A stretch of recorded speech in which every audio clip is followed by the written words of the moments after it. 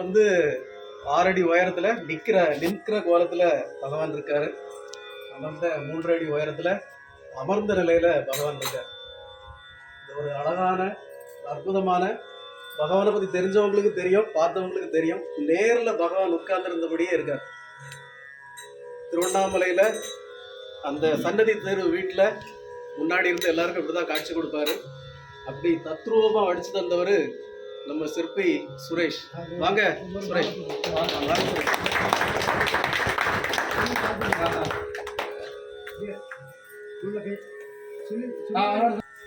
அதுலயும் நீங்க வந்து ஒரு முருகன் விக்கிரகமோ இல்ல ஒரு சிவலிங்கமோ ஒரு கணபதியோ ஈஸியா வடிச்சிடலாம். வடிக்க முடியுமா? முடியாதா? ஈஸியா வடிச்சிடலாம். ஏன்னா எப்படி வடிச்சாலும் உங்களுக்கு விநாயகர் தான். தும்பிக்கை இருந்தா விநாயகர், சிவலிங்கம்னா எப்படி இருந்தாலும் இருக்கும். ஆனா நேர்ல நம்ம காலத்துல வாழ்ந்த ஒரு மகானை வடிக்கிறதுங்கிறது அவ்வளவு சாதாரண விஷயம் கிடையாது. ஏன்னா பார்த்தா அவரை மாதிரி இருக்குன்னு சொல்லக்கூடாது, அவர் தான் இருக்குன்னு சொல்லணும். அந்த அளவுக்கு ரொம்ப தத்ரூபமா அவரு சிற்பி சுரேஷ் வந்து பிரமாதம் பண்ணியிருந்தாரு. அவர்கிட்ட நாங்க வேற எதையுமே எதிர்பார்க்காத ஒரு அற்புதமான ஒரு மனுஷன்.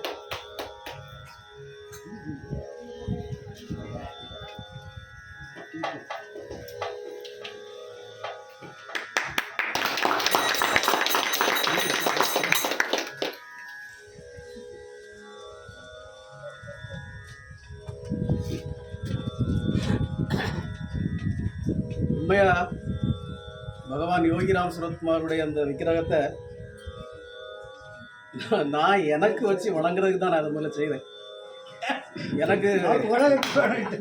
எனக்கு பகவான் மேல அவ்வளோ பெரிய பைத்தியம். அதில் எனக்கு அவரை பிரம்மாண்டமா வச்சு வணங்கணும்னு ஒரு ஆசை. வித்து பூடிச்சி போட்டு எனக்கு வித்து பூடிச்சி போச்சு, ஏன்னா வித்து பூடிச்சி போச்சு, எனக்கு வித்து பூடிச்சி போச்சு, வித்து பூடிச்சி போச்சு, யோகிராம் சுரத்குமார் வித்து பூடிச்சி போச்சு. ஏன்னா கடந்த சில ஆண்டுகள்ல என் வாழ்க்கையை அப்படியே அடியோட புரட்டி போட்ட ஒரு பெரிய மகான், ஒரு தெய்வம் அவரு. என்னுடைய பழைய வாழ்க்கையை நிறைய பேருக்கு தெரிஞ்சிருக்கும். பெருமாளுக்கு தெரியும், நிறைய பேருக்கு தெரியும் நம்முடைய பழைய வாழ்க்கை முறைகள்லாம். என்னுடைய வாழ்க்கையை அப்படி தலைகளை புரட்டி போட்ட ஒரு பெரிய மகான் அவரு. அவர் காட்டுறது எல்லாமே அற்புதம் தான். அவர் காட்டுறது எல்லாமே மிராக்கிள்ஸ் தான். ஒரு சின்ன எக்ஸாம்பிள் சொல்லணும்னா, இந்த பஞ்சலோக விக்கிரகம் செய்யறதுக்காக நான் கும்பகோணம் போனோம். இப்போ நிறைய விட்ட செய்யறதுக்காக நான் கேட்டுட்டே இருந்தேன், யாரும் செய்ய தரல எனக்கு. இப்போ ஒரு காதி கிராஃப்டில் வேலை பார்க்குற ஒரு மேனேஜர் மூலமா இந்த எனக்கு கும்பகோணத்தில் செய்கிற ஒரு பாக்கியம் கிடைச்சிது. அவர் ஒரு ரிட்டையர்டான பர்சன், ஒரு 64 வயசு, இப்போ டியூட்டியை கண்டினியூ பண்ணிட்டு இருக்காரு. அவர் எங்க கூட வந்தார் தற்செயல். அவருக்கு பகவானை பத்தி யாருன்னே தெரியாது. நான் சும்மா தற்செயலுங்கிறது ராஜபாளையம் போற வரைக்கும் அவரை பத்தி பேசிட்டாரு. அவர் யாரோ ஒரு பெரிய ஆளை பத்தி பேசுறாருன்னு நினைச்சிட்டு வந்தார். உண்மையில அவர் இன்னைக்கு என்ன கண்டிஷன்ல இருக்காருன்னா, இது செய்ய கொடுத்து 1 மாசம் தான் ஆச்சு வந்து. இப்போ அவர் பகவான் மேல பைத்தியமா இருக்காரு. சாமி எப்படியாவது நான் பகவானுக்கு ஒரு உருளி செய்ய தருவேன் அப்படின்னு உருளி செய்ய ஆர்டர் கொடுத்துருக்காரு வெட்டாவளையில. அவ்வளவு பெரிய பைத்தியமா அவராயிட்டார். பகவானுடைய கருணைக்கு வந்து நீங்க அளவே கிடையாது. அப்படிப்பட்ட ஒரு பெரிய மகான். உங்களுக்கெல்லாம் தெரிஞ்ச மாதிரி ஒரு உதாரணம் சொல்லணும்னா, பிரபல பின்னணி பாடகர் ஜேசுதாஸ் 1980களில் பீக்ல இருந்தார், பாடிட்டு இருந்தார். அப்போ அவருடைய தலக்கணத்தோட உச்சம் ஜேசுதாஸ். அப்போ நாகர்கோவில் அசிசி பில்டிங்ல அவர் கச்சேரி பாட வந்திருந்தார் ஜேசுதாஸ். அப்போது இந்த மகா கணபதி அந்த பாட்டு வந்து ரொம்ப ஹிட். அவர் கச்சேரி பாட ஆரம்பிச்சதுல இருந்தே எல்லாரும் அந்த பாட்டை பாட சொல்லி கேட்டாங்க, அந்த பாட்டை பாடுங்க. அவன் பாடவே இல்லை. நீ என்ன கேட்கறது, நான் என்ன பாடுறது அப்படின்னு அவர் கண்டுக்கவே இல்லை. அப்படிப்பட்ட தலக்கணத்தோட உச்சத்துல இருந்த ஜேசுதாஸ். அப்போ நம்மளோட சாமி வந்து அழுக்கு துணியோட தான் இருப்பார். அழுக்கு துணி, விசிறி, சிரட்டை, பெரம்பு, அப்படி எப்போ பார்த்தாலும் ஒரு அழுக்கு மனுஷனாக தான் இருப்பார். அப்போ திருவாளர் ஜேசுதாஸும் அவருடைய மனைவியும் இந்த சாமியை பற்றி நிறைய பேர் சொன்னோன்னா அவர் கிண்டலும் கேலியும் பண்ணாங்க. அவர் ஒரு அழுக்கு மூட்டை சாமி, அவர்கிட்ட போய் என்ன வேண்டி கிடக்கு அப்படின்னு. ஒரு காலகட்டத்தில் இந்த ஜேசுதாஸோட ஒரு பையனுக்கு ஒரு கழுத்தில் ஒரு மிகப்பெரிய கட்டி வந்தது. ஏதாவது மூளைக்கு ஒரு நரம்புகள் பாதிக்கப்படலாம் அப்படின்னு சொல்லி அவங்க கருத்து தெரிவிச்சோன்னா தாயின் தோப்பனுங்க பெரிய வருத்தம், நம்ம பிள்ளைக்கு போய் இப்படி ஒரு கட்டி வந்துருச்சு அப்படின்னு. இப்போ தற்செயலாக அவங்க சென்னைக்கு ஏர்போர்ட்டு ஃப்ளைட்டில் வந்துட்டு இருக்கிறப்போ சரி மகானவை பார்க்கலாம் திருவண்ணாமலையில் அப்படின்னு பேசிட்டு வந்தாங்க. ஜேசுதாஸும் அவருடைய மனைவியும் வந்து பகவான் யோகிராம் சுரத்குமாரை திருவண்ணாமலையில பார்க்க போகிறப்போ பகவான் கேட்டார், எம்மா நீ ஃப்ளைட்டில் என்னென்ன பேசிட்டு வந்தோம் நான் சொல்லவா இப்போ அப்படின்னு கேட்டார். அந்த அம்மா ஜெயசுதாஸோட மனைவி கதறி அழுது காலில் விழுந்து அழுதாங்க. அந்த பையனை கூட்டிகிட்டு வர சொல்லி பகவான் கையெடுத்து இப்படி தடவி தான் கொடுத்தார். அந்த கேன்சர் கட்டிமா இருந்தது கட்டி கரைஞ்சியே போயிடுச்சு. அன்னையிலிருந்து பிரபல பின்னணி பாடகர் ஜெயசுதாஸ் பகவானுடைய முழு தீவிர பக்தர். அவ்வளவு தலக்கணத்தோட இருந்தவர். காணிமடத்துல அந்த கோயில் கட்டுறதுக்காக பகவான் கேட்டார், டு யூ நோ ஹிம்னு கேட்டார். இவர் அவனுக்கு தெரியுமான்னு கேட்டார். ஐ டோன்ட் நோ சுவாமி அப்படின்னார். இவர் தான் பொன் காமராஜ், எனக்காக கோயில் கட்டுறாரு, இவர் பாட கூப்பிட்டா போவியான்னு கேட்டார். போவேன் சாமி அப்படின்னார். எத்தனை வாட்டி கூப்பிட்டாலும் போவியா? எத்தனை வாட்டி கூப்பிட்டாலும் போவேன் சாமி அப்படின்னார். காணிமடத்தில் கோயில் கட்டுறதுக்காக ஜெயசுதாஸ் 4 கச்சேரி இலவசமாக பாடி கொடுத்தார். நாகர்கோயில் நாகராஜா கோயில் மண்டபத்துக்குள்ள ஒன்று, மதுரையில் ஒன்று, சென்னையில் ஒன்று, இதை போல் 4 இடங்களில் இலவசமாக பாடி அந்த கோயில் கட்டுறதுக்காக நிதி திரட்டி கொடுத்தார் பிரபல பின்னணி பாடகர் ஜெயசுதாஸ். கடைசியாக திரும்பவும் பணமுடை வந்தப்போ கடைசியாக சுவாமி சொன்னார், இளையராஜாட்ட போக பிரபல பின்னணி இளையராஜா மியூசிக் டைரக்டர் இளையராஜா சுவாமியோட பெரிய பக்தர். இளையராஜாட்ட நம்ம சுவாமி போனப்போ இவர் பெரும்பாலும் கூட உண்டு. ஒரு பிளாங்க் செக் போட்டு கொடுத்தாரு இளையராஜா, எவ்வளோ வேணுமோ எடுத்துக்கோங்க அப்படின்னு. சுவாமி சொன்னார், இல்லை இன்ஜினியர் எவ்வளோ பெரிய கொட்டேஷனாக அதை கொண்டு போங்க, பிளாங்க் செக் கொண்டு போங்க அப்படின்ட்டார். நான் சொல்கிறது 1987 90களில். அந்த 90களில் சுவாமி ரொம்ப கம்பல் பண்ணி இல்லை எனக்கு அவ்வளோ வேண்டான்னு சொன்னனால அன்றைக்கு 5 லட்சம் ரூபா அந்த பிளாங்க் செக்கில் ஃபில் பண்ணி கொடுத்தாரு. அன்றைக்கு 5 லட்சங்கிறது 50 லட்சத்துக்கு சமம்.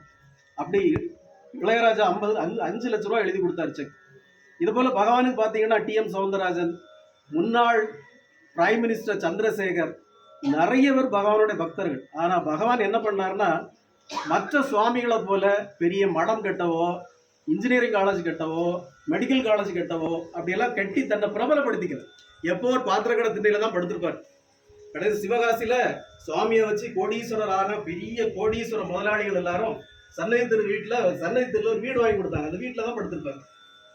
அப்போ எல்லாரும் சுவாமிகிட்ட போய் கேட்டாங்க, சுவாமி எல்லா சுவாமிகளும் சாய்பாபா அவங்கெல்லாம் பெரிய பெரிய கண் மருத்துவமனை, அந்த மருத்துவமனை, கார்டியாக் ஹாஸ்பிட்டல் எல்லாம் கட்டி பெரிய பிரபலமாக இருக்காங்களே, நீங்கள் ஏன் ஒரு ஹாஸ்பிட்டலும் கட்ட மாட்டேங்கிறீங்க, கல்லூரியும் கட்ட மாட்டேங்கிறீங்க அப்படின்னு. அப்போ சுவாமி சொன்னார், சூரியன் ஏதாவது காலேஜ் கட்டியிருக்கா, இல்லை சந்திரன் ஏதாவது காலேஜ் கட்டியிருக்கா? கட்டல. ஆனால் அவங்க இல்லாமல் நம்ம வாழ முடியுமா? சூரியன் சந்திரன் இல்லாமல் நம்ம வாழ முடியுமா? அதை போல தான் நானும் அப்படின்ட்டார் ஒரே வார்த்தையில். அவ்வளோ பெரிய மகான். சாகிற வரைக்கும் பக்தர்களுக்காக கோயிலை கட்டினேன், அதை கட்டினேன், இதை கட்டினேன், ஏதாவது வழிபாட்டு முறைகளை சொன்னேன்னு எதுவுமே சொல்லலை. சாகிறப்போ அதுக்கு முன்னாடி நமக்குன்னு தந்துட்டு போனது ஒரே ஒரு விஷயம்தான், நாமம் தான். அவருடைய நாமத்தை மட்டும்தான் நமக்கு சொல்லிட்டு போனார். இந்த கலியுகத்தில் 4 யுகங்கள், திரேதாயுகம் கிரேதாயுகம்னு இருக்குல்ல, அதில் இந்த கலியுகத்தில் கடவுளை அடைகிறதுக்கு எளிதான வழின்னு அவர் சொல்லிட்டு போனார். எளிதான வழி, நீங்கள் வேற ஒன்றும் பண்ண வேண்டாம். காலையில் குளிச்சிருக்கணும்னு அவசியம் இல்லை, பல்லு தேய்ச்சிருக்கணும்னு அவசியம் இல்லை. என்ன நீங்கள் பண்ணாமல் இருந்தாலும் இந்த நாமத்தை மட்டும் நீங்கள் சொன்னால் போதும். காலையில் எழும்புனோடனே இந்த நாமத்தை சொன்னாலே போதும், நீங்கள் கடவுளை அடையலாம்னு சொன்னார் அவர். எளிதா நாமத்தை சொல்கிறதுக்கு அவ்வளோ மகிமை இருக்கான்னு நீங்கள் நினைக்கிறீங்கல்ல? அது எப்படி சார்? காவடி தூக்குறதுல இல்லாத ஒரு மகிமைங்கிறது, நடைபயணம் போகிறதுல இல்லாத ஒரு மகிமை, உருண்டு கொடுக்கறதுல இல்லாத ஒரு மகிமை, வெறும் நாமத்தை சொல்கிறதுல அவ்வளோ பெரிய மகிமை இருக்குமான்னு நினைக்கிறீங்கல்ல? முதல்ல நமக்கு நாமம் சொல்றதுனால எவ்வளவு மகிமை நன்மை நடக்குங்கிறத காட்டினது யாரு?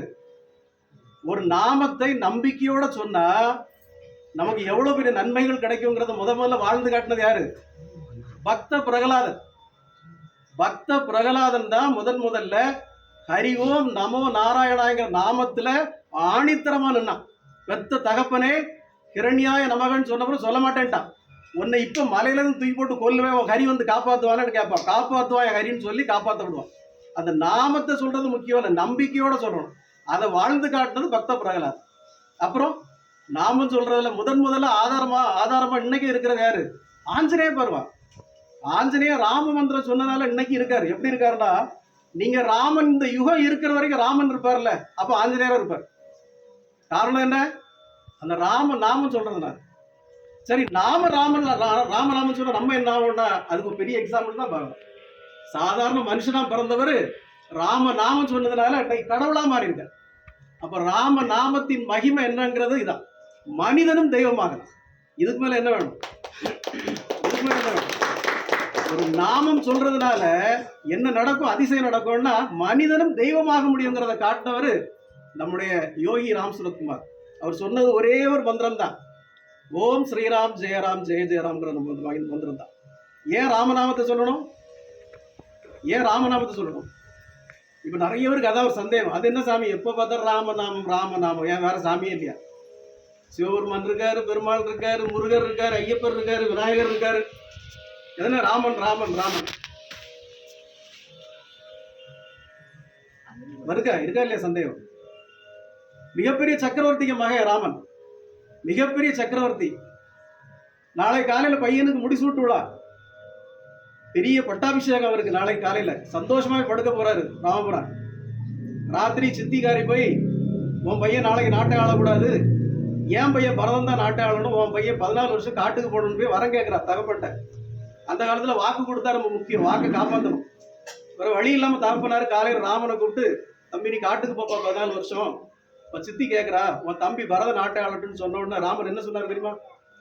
ராமன் என்ன சொல்லுவோம், யோ போயா, நீ பாட்டுக்கு வீட்டு விட்டு வச்சுக்கிட்டு அவன் அங்கே போக சொன்னா இங்கே போக சொன்னான், நான் ஒன்றும் போக முடியாது, நான் தான் நாட்டை ஆளணும் அப்படின்னு சொல்லுவோமா இல்லையா? ஆனால் அவர் அப்படி இல்லை.